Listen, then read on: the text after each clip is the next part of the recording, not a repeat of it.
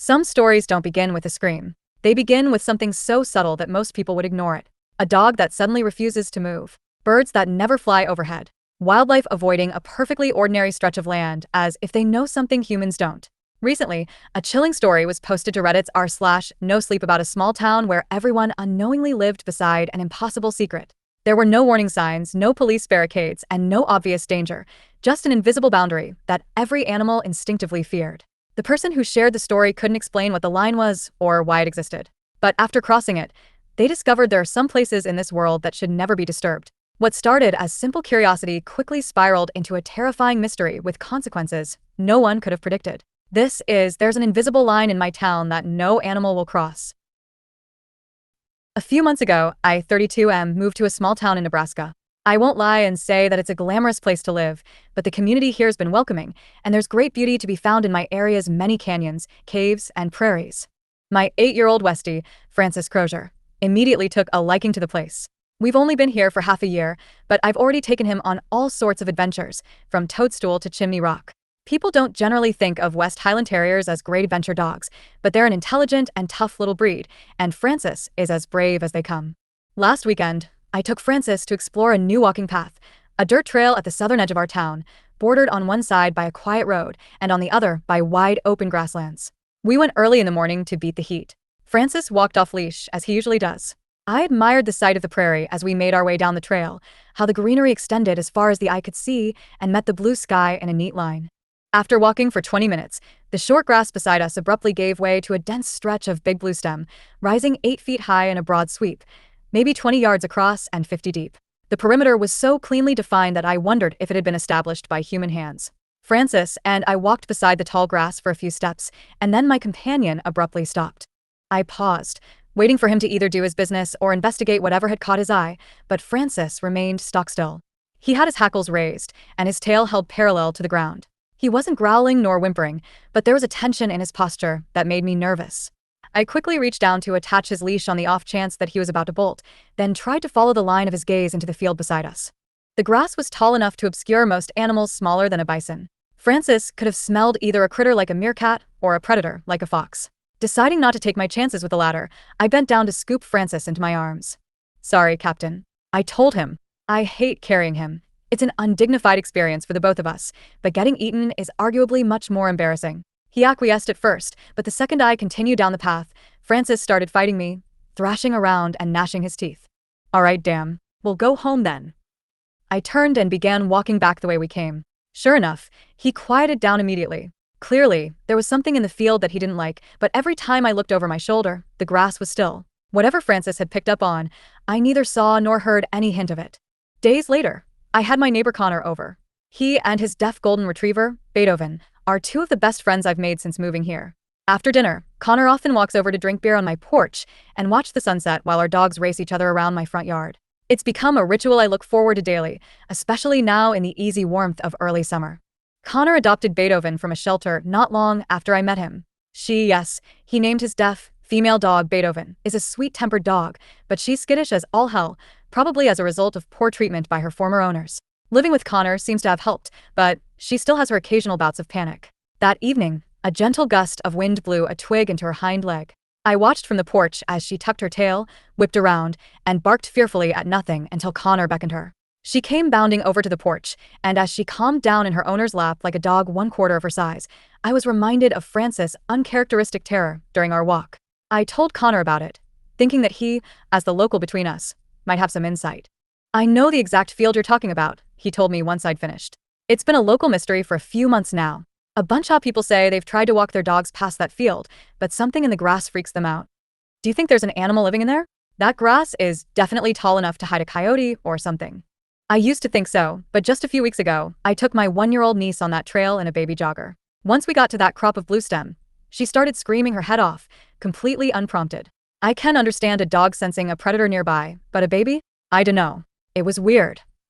He went silent for a minute, patting Beethoven contemplatively before an idea seemed to strike him. "Hey, you walked up on it from the east, right? Let's go down there tomorrow and approach it from the west.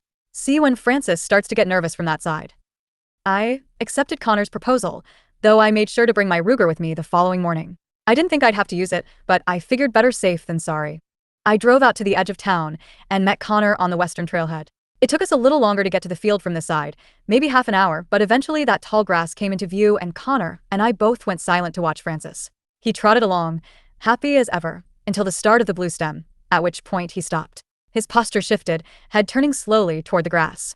The thin green strands waved slightly in the modest breeze, but again I could see no indication of an animal making its way through the stalks, nor did I hear anything that resembled footsteps. Interesting, Connor remarked. He squinted down toward the end of the field, trying to estimate the remaining distance. This is a lot bigger than I remember. How far would you say that is? 20 yards. Seems about right.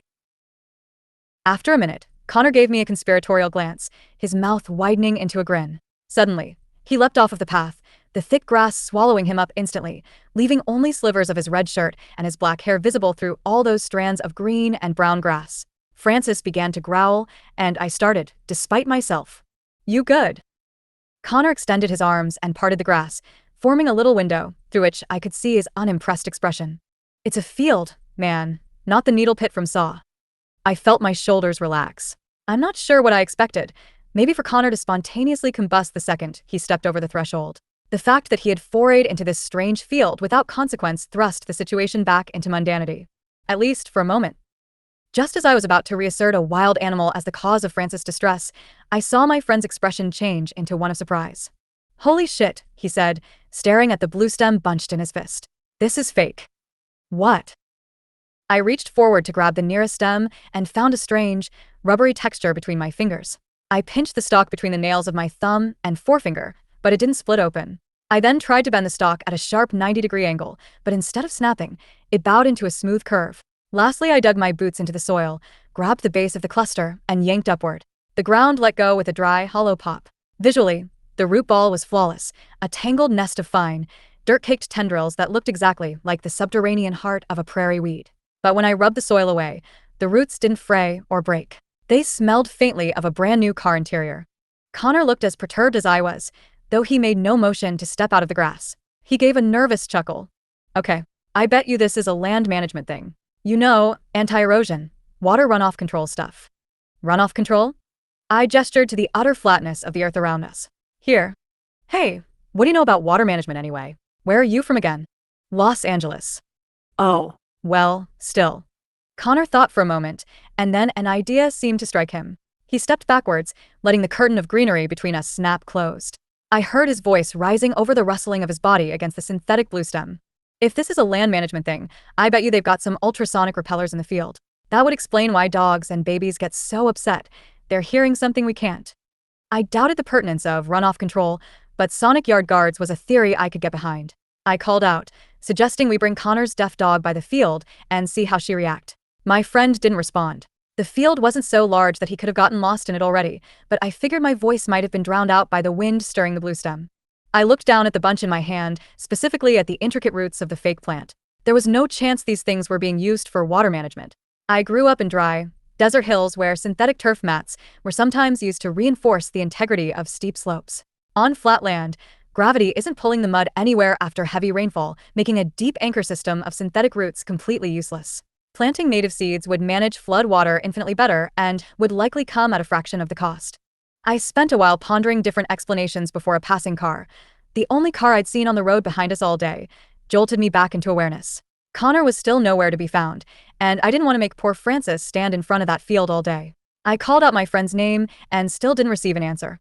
The wind was picking up. The whole field swayed together when it gusted, rippling like water. I thought it was beautiful until I remembered that it wasn't actually alive, and then the sight just made me uncomfortable. I couldn't fathom what purpose all of it served. I planted one foot on the edge of the field, half expecting the ground to give way or some alarm to start shrieking, and when nothing happened at all, I almost felt disappointed.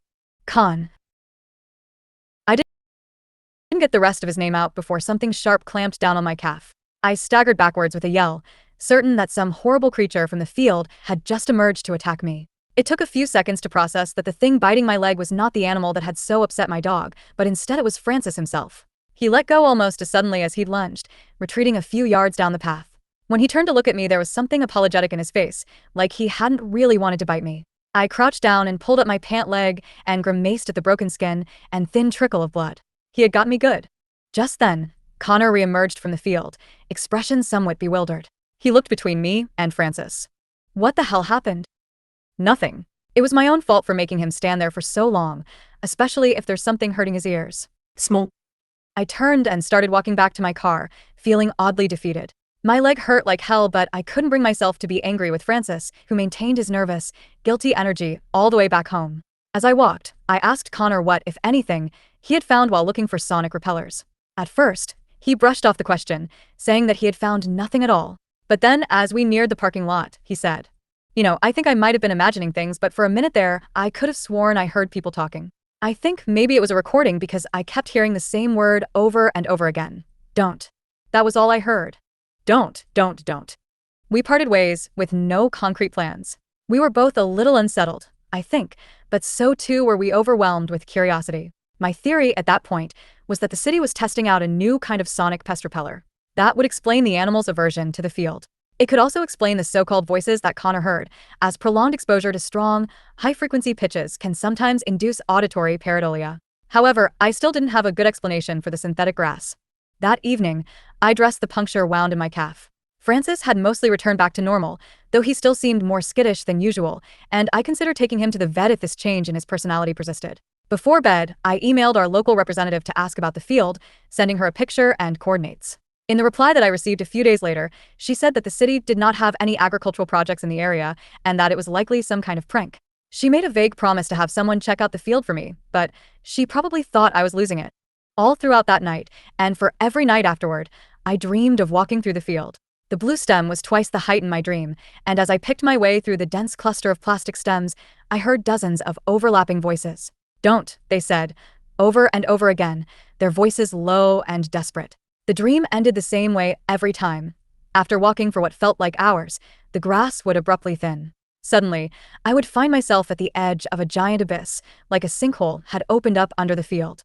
I would stare into that hole in the earth for so long that I would wake with the impression of a perfect circle burned into the backs of my eyelids.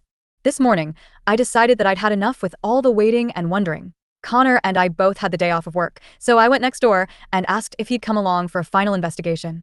We took our guns just in case there was something or someone dangerous in the field, and we took Beethoven, hoping to use her to confirm a sonic disturbance.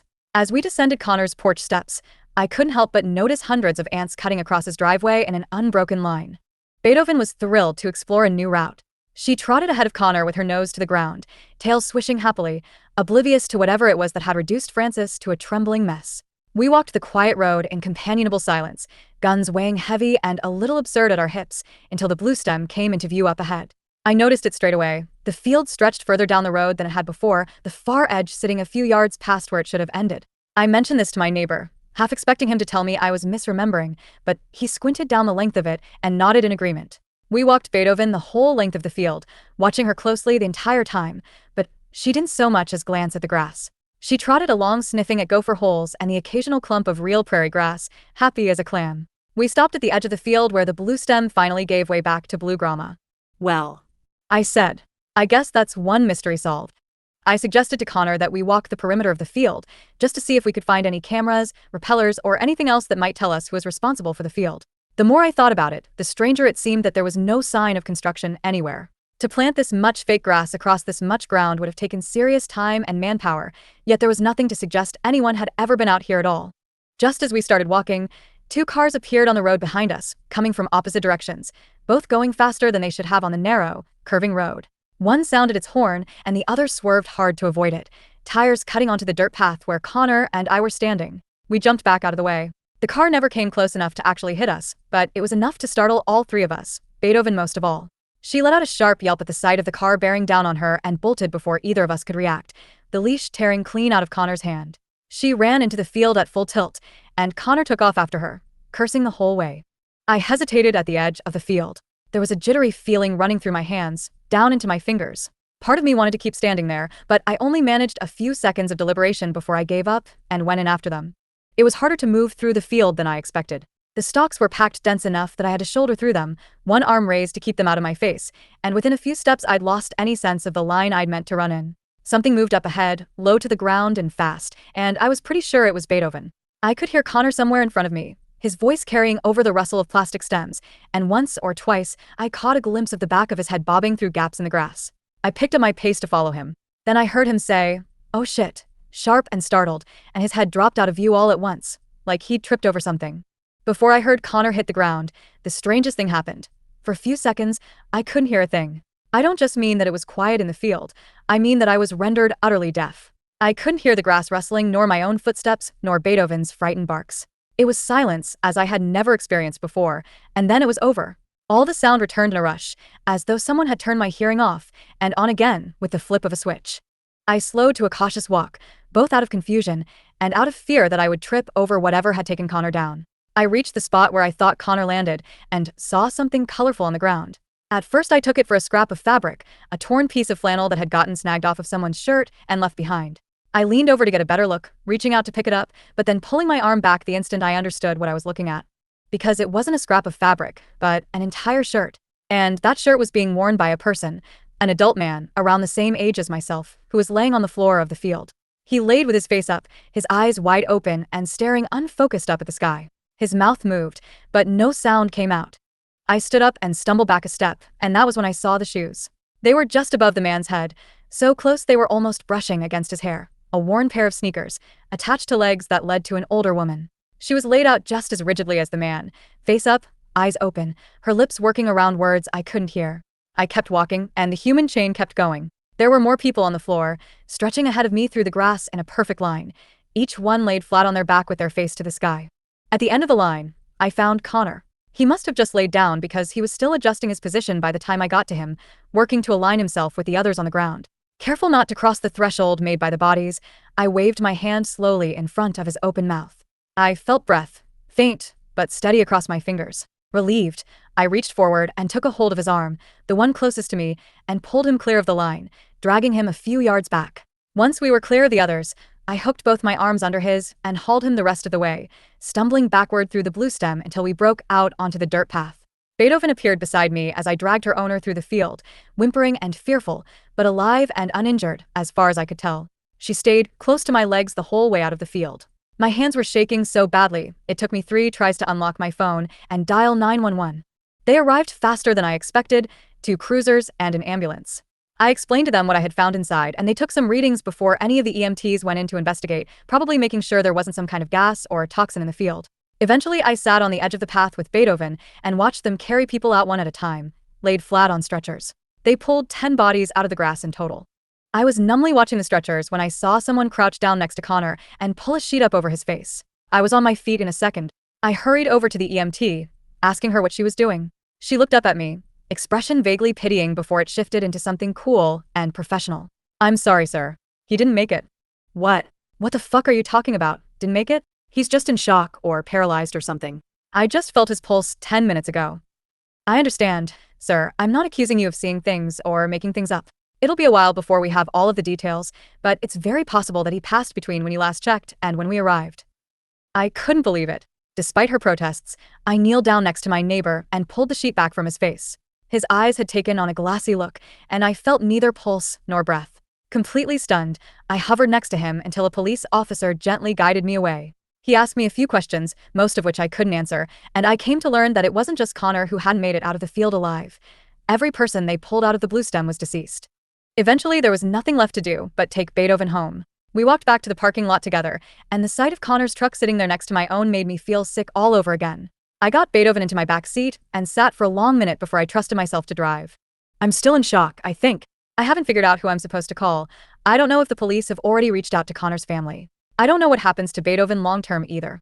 For tonight, she's staying with me. As I type this, she's hanging off of Francis' 2-small dog bed as he sleeps next to her. They've always gotten along well, but both have been unusually quiet since I brought Beethoven home. It's like they share some awful secret now. I've spent most of the night online instead of sleeping, scrolling through old posts from people across the Great Plains describing encounters with the same phenomena, strange patches of fake grass turning up in isolated areas, nobody able to say who put them there or why.